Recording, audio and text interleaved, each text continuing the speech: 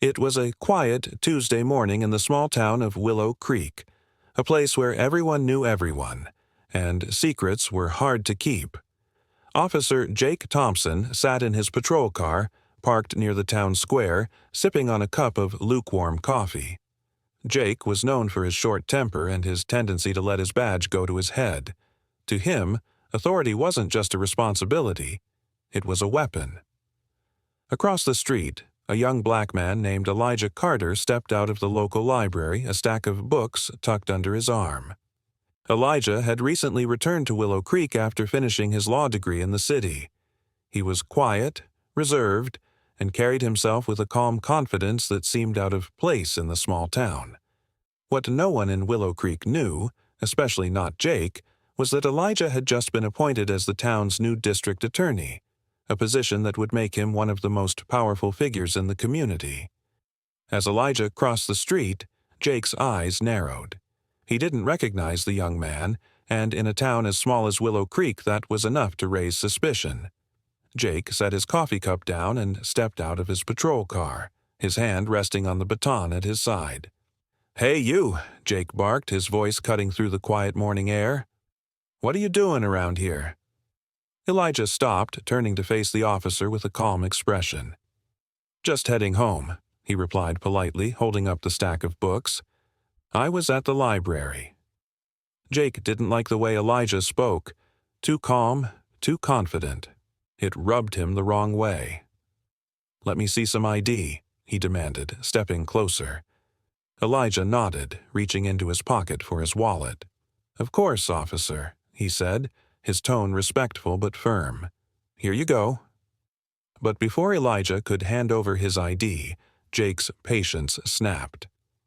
"You think you're better than me, huh?" he growled, grabbing Elijah by the arm. "Walking around like you own the place." Elijah winced but didn't resist. "I'm just trying to comply, officer," he said, his voice steady. "There's no need for this."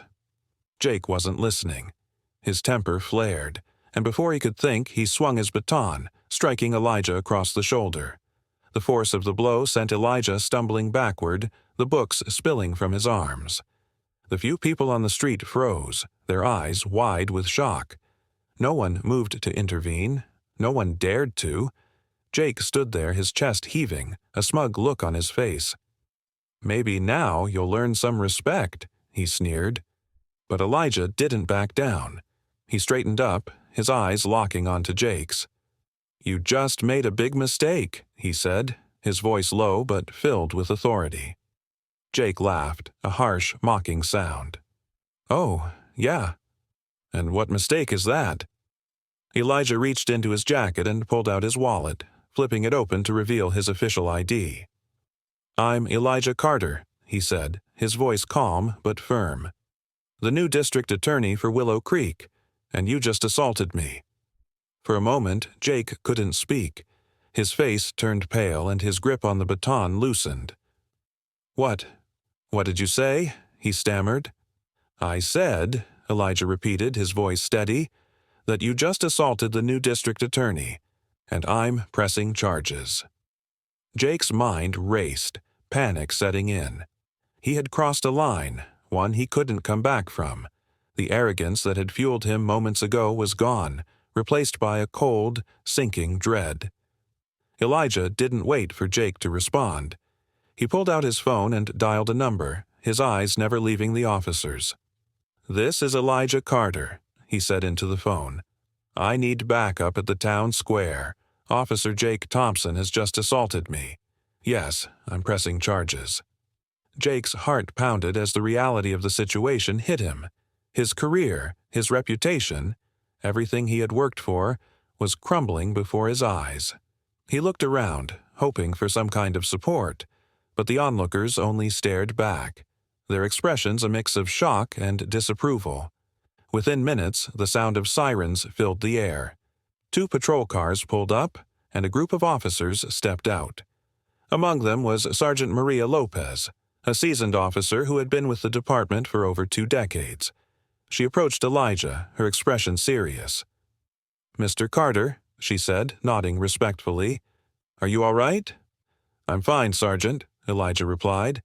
but I'll be pressing charges against Officer Thompson for assault." Maria's eyes flicked over to Jake, who stood frozen, his face pale and sweaty. "Is this true, Jake?" she asked, her voice hard. Jake opened his mouth to speak, but no words came out. He could only nod, his usual confidence completely shattered. Maria turned to the other officers. "Cuff him," she ordered. 2 officers stepped forward, their expressions grim. They were men Jake had worked with for years, men he had considered friends. But now, as they moved to handcuff him, there was no trace of camaraderie in their eyes. Once Jake was secured, Maria turned back to Elijah. "We'll take it from here, Mr. Carter," she said. "Is there anything else you need?" Elijah shook his head. "Just make sure this gets handled by the book, Sergeant. I'll be filing formal charges as soon as we get back to the station." As the squad car pulled away, Jake sat in the back, his hands cuffed in front of him. The cold metal dug into his wrists, a constant reminder of the mistake he had made. Just a few minutes ago, he had felt invincible, like he could do whatever he wanted without consequence.